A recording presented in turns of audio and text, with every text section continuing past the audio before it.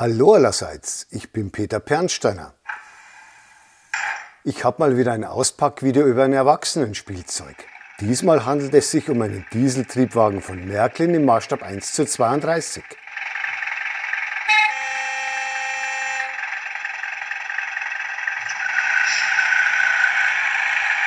Sein Vorbild ist der Dieseltriebwagen CVT34 mit dem Spitznamen Schweineschnäuzchen. Nach dieser ersten kleinen Probefahrt zeige ich zunächst, wie das Modell ausgepackt wird und werfe einen Blick in die Bedienungsanleitung.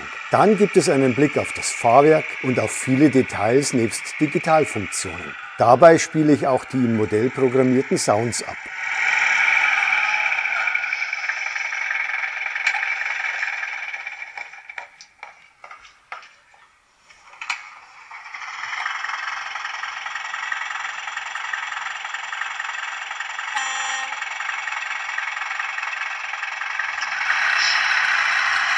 Unter anderem ist im Digitaldecoder eine 75 Sekunden lange gesprochene Vorbildinformation gespeichert. Schließlich zeige ich den Wismarer Schienenbus noch im Fahreinsatz auf meinem Fotografierdiorama und auf meinen Testgleismodulen. Dann natürlich ganz ohne störende Worte von mir.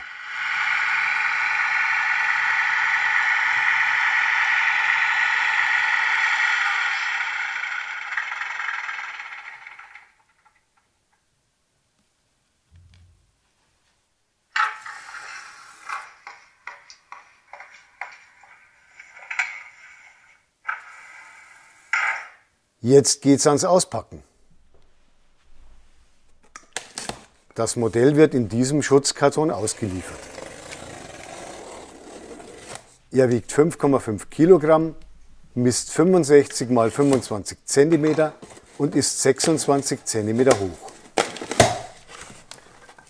Der eigentliche Verkaufskarton wird durch Styroporecken und Styroporflocken geschützt.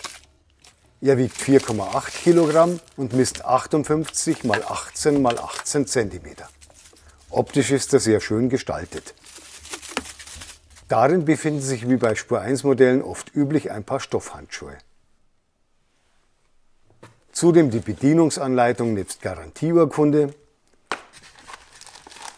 und ein Gabelschlüssel. Ein Blick in die Bedienungsanleitung. Sie ist etwas niedriger als das DIN A5 Querformat und hat 32 Seiten. Alle Informationen sind in 6 Sprachen verfasst. Zunächst kann man sehen, wie das Modell angeschraubt ist. Dann folgen diverse Infos zum Digitaldecoder und eine Tabelle mit den 30 schaltbaren Digitalfunktionen sowie diversen anpassbaren Digitalparametern. Diese 4 Seiten wiederholen sich zunächst in Englisch und dann in 4 weiteren Sprachen.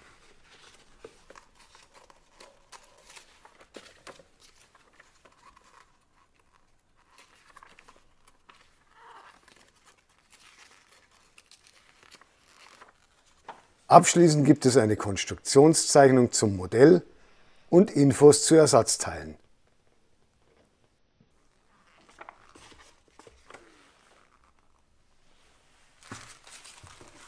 Nun kommen wir dem Triebwagen langsam näher.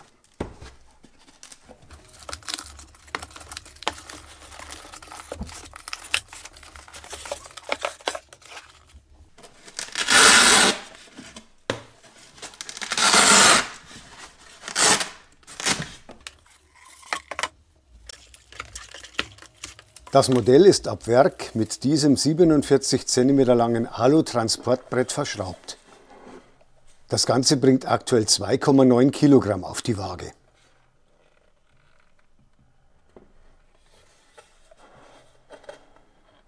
Jetzt zeige ich noch kurz, wie das Modell mit dem Transportbrett verschraubt ist.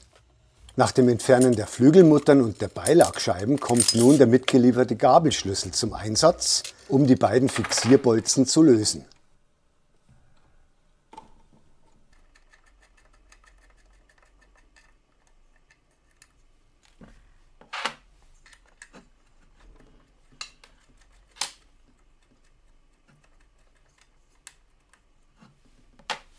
Gleich noch ein Blick unter das Modell. Der Aufbau, der Fahrzeugboden und der Rahmen für das Fahrwerk sind aus Zinkdruckguss gefertigt. Die meisten filigranen Kleinteile bestehen aus Messingfeinguss. Die Achslager der Radsätze sind einzeln nach oben abgefedert. Unter der Nachbildung des Vorbild-Kardangelenks befindet sich gekapselt der Modellkardan. Und unter dieser Abdeckung ist der Motor versteckt. Nun ein Blick auf die filigranen Kleinteile.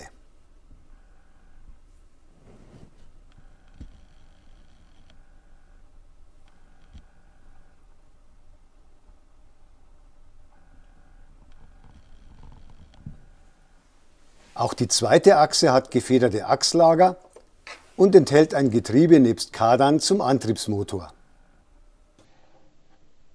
Hier sieht man kurz einen der Achsschleiferbügel zur Stromversorgung des Modells.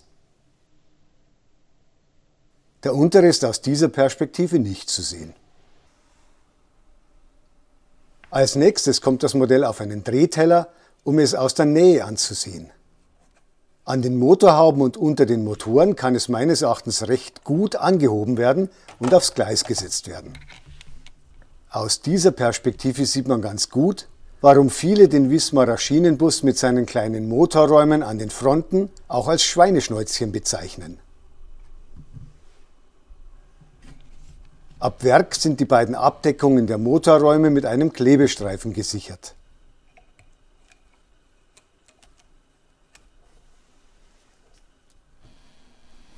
Für einen Blick nach innen muss man sie hinten anheben.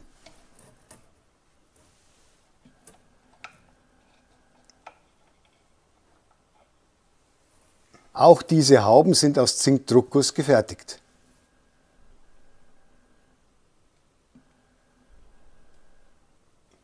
Auf der Rückseite sieht man zwei kleine Magnete und hier sind die Gegenstücke zur Fixierung. Innen ist ein Motor nebst Lüfterrad nachgebildet und dieses Lüfterrad ist auch von außen durch den Kühlergrill gut zu sehen.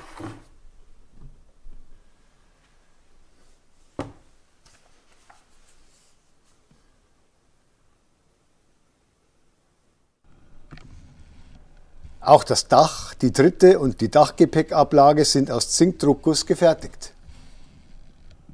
Ein 242 mm langer Teilbereich des Daches ist komplett sehr einfach abnehmbar und wie die Motorhauben mit kräftigen Magneten fixiert. Darunter sieht man eine große Leiterplatte. Sie enthält unter anderem zwei Energiepuffer zur Stromüberbrückung bei verschmutzten Gleisen und den Multiprotokoll-Digitaldecoder. Mit ihm lässt sich das Modell vor allem über Digitalzentralen steuern, die den DCC-Standard oder das Märklin MFX-Protokoll unterstützen.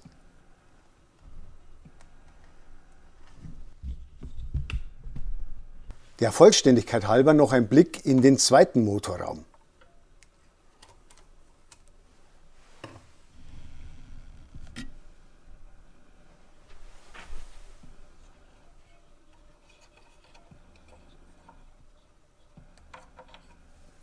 Aus dieser Perspektive sieht man ganz gut eine kleine Leiterplatte mit Kabelsteckverbinder.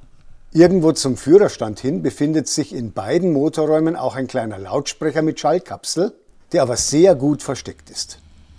Mal kurz ein Blick auf den Zugführer, der von Märklin wieder aus Messingfeinguss gefertigt ist.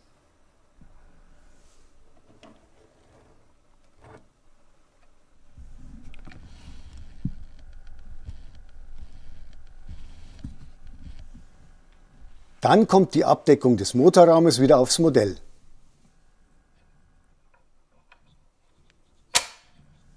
Und schließlich kommen auch das Dach und die zweite Motorhaube wieder drauf.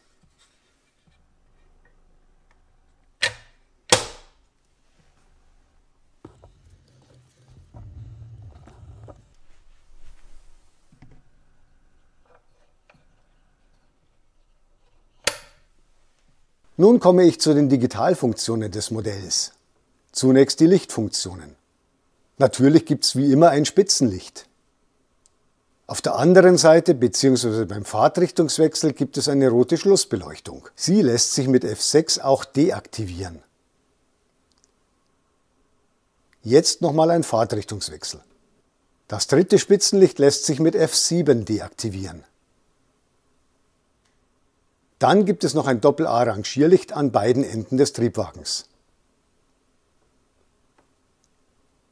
Außerdem hat das Modell einen Lokführergruß, quasi eine Lichthupe.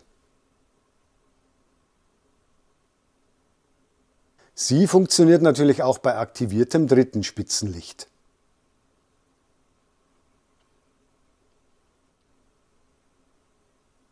Außerdem hat das Modell eine Innenbeleuchtung mit 8 LEDs.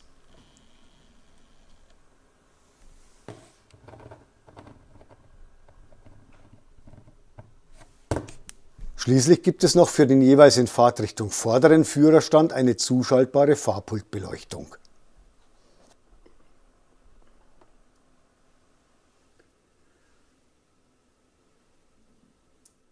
Als nächstes kommen die Geräuschfunktionen. Die erste wird automatisch abgespielt, wenn man die Türen per Funktionstaste bewegt. Jetzt sehen wir auch nochmal die Fahrpultbeleuchtung.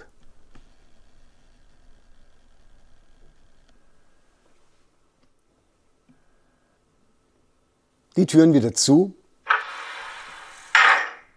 und nochmal auf.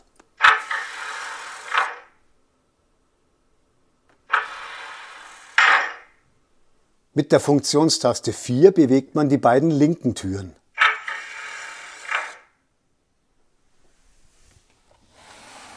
Mit F1 werden die beiden rechten Türen betätigt.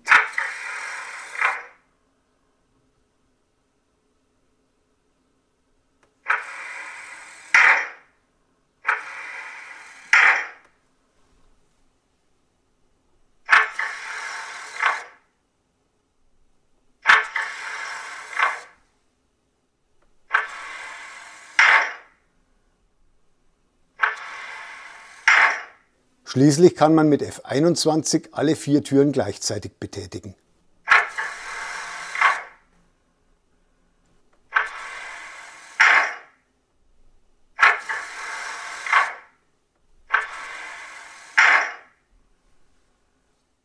Während ich jetzt viele weitere Sounds und Geräusche des Decoders abspiele, zeige ich verschiedenste Detailansichten des Modells.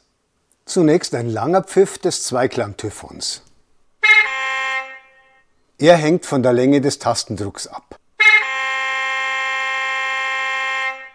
Nun folgt ein Kurzpfiff,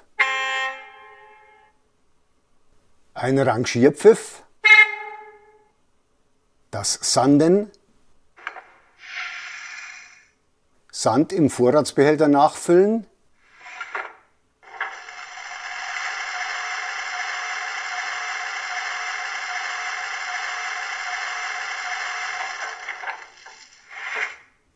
Druckluft ablassen,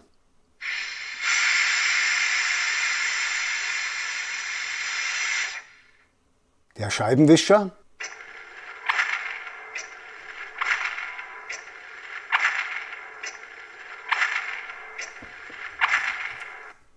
Diesel nachfüllen,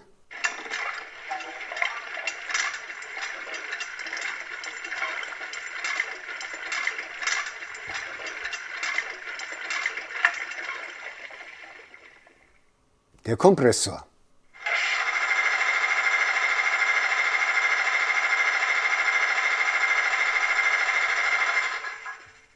Dann gibt es typische Bahnhofsumgebungsgeräusche.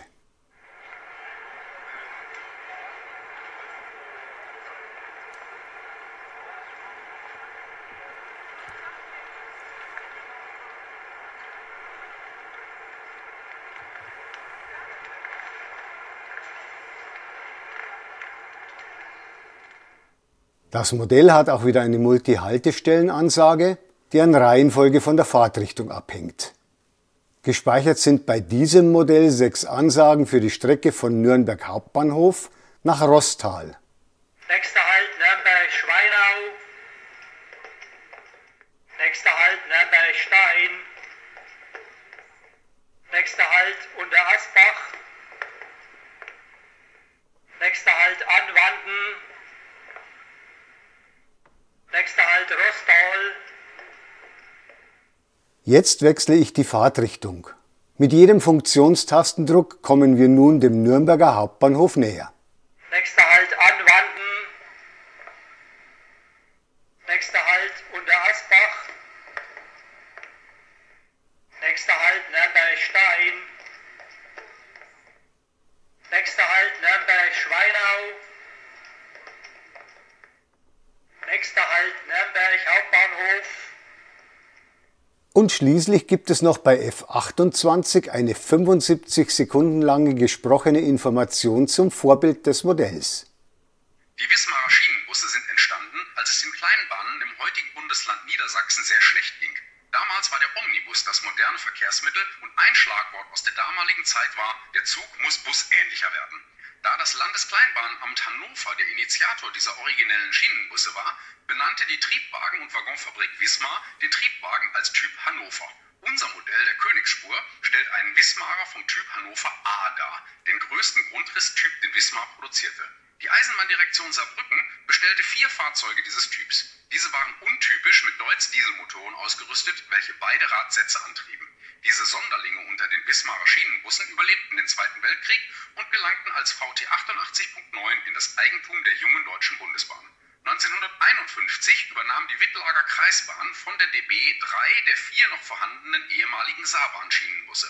Bei der Grundüberholung wurden neue, mit 85 PS noch deutlich stärkere Dieselmotoren eingebaut, wofür breitere Motorhauben verwendet wurden. Diese Änderungen brachten ihnen den Spitznamen Igel ein. Der T5 ist bis heute durch die Initiative der Museumseisenbahn Minden, Sektion Preußisch-Oldendorfer Kleinbahnmuseum e.V. erhalten geblieben und wird aktuell aufgearbeitet. Abschließend noch ein genereller Hinweis zum Sound. Das Modell hat zwar in beiden Motorräumen je einen Lautsprecher, aktiv arbeitet aber immer nur der in Fahrtrichtung vordere.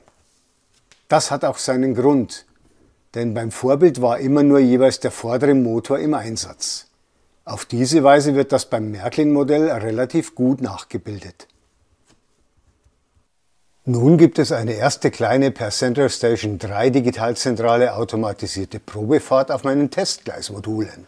Und beim Fahrtrichtungswechsel führe ich auch noch ein im Decoder enthaltenes Gadget der Soundfunktionen vor.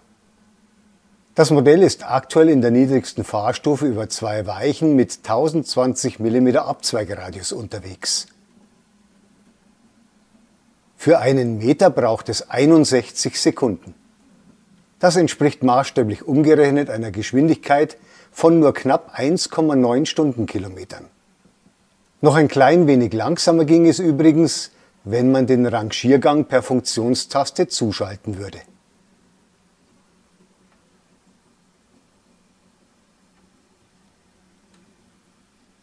Das bereits angekündigte Sound-Gadget wird mit Funktionstaste 29 aktiviert. Es sorgt dafür, dass man jedes Mal beim Fahrtrichtungswechsel den Zugführer durchs Abteil schreiten hört, um zum anderen Führerstand zu gelangen.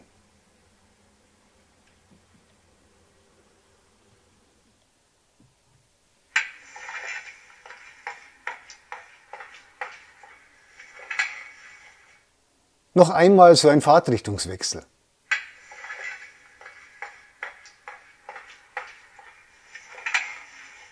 Und jetzt das Ganze mit per F2 zugeschaltetem Betriebsgeräusch.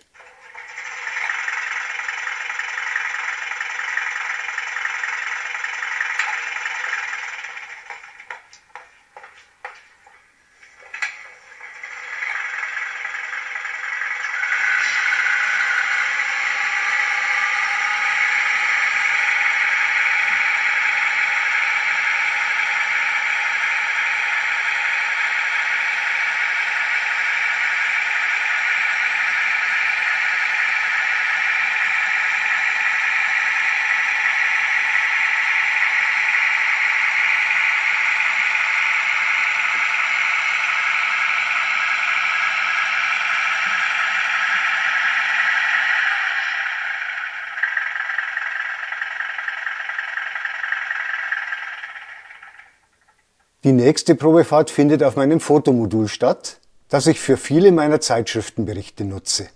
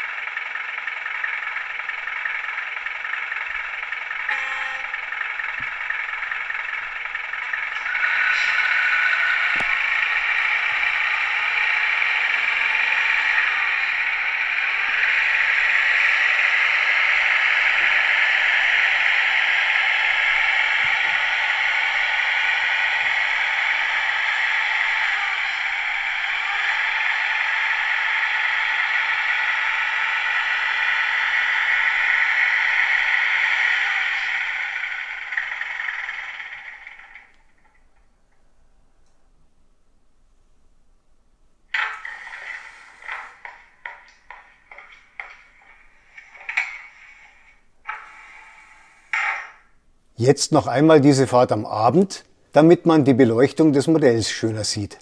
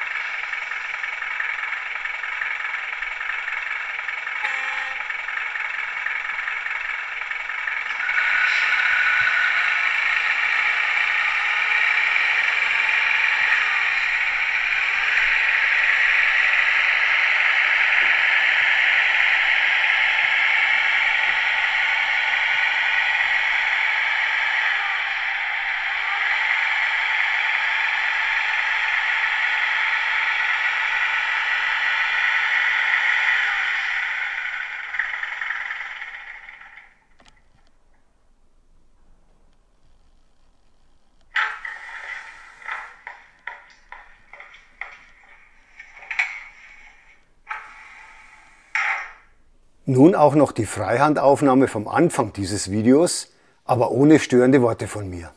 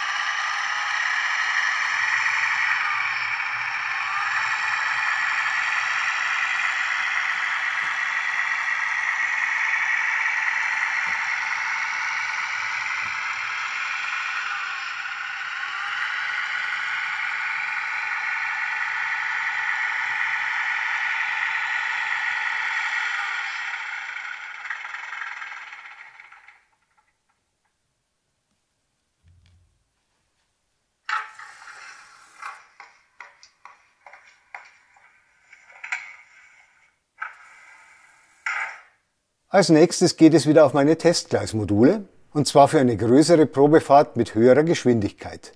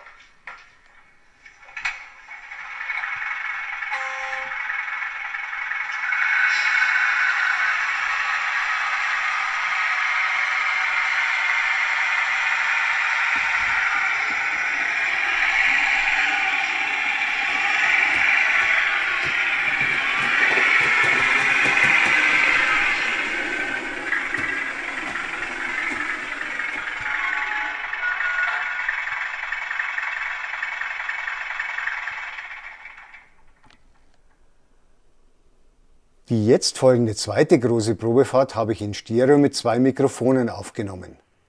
Damit man den Wechsel des Sounds zwischen den beiden Lautsprechern besser hören kann, musste ich allerdings die Kamera vom Stativ nehmen.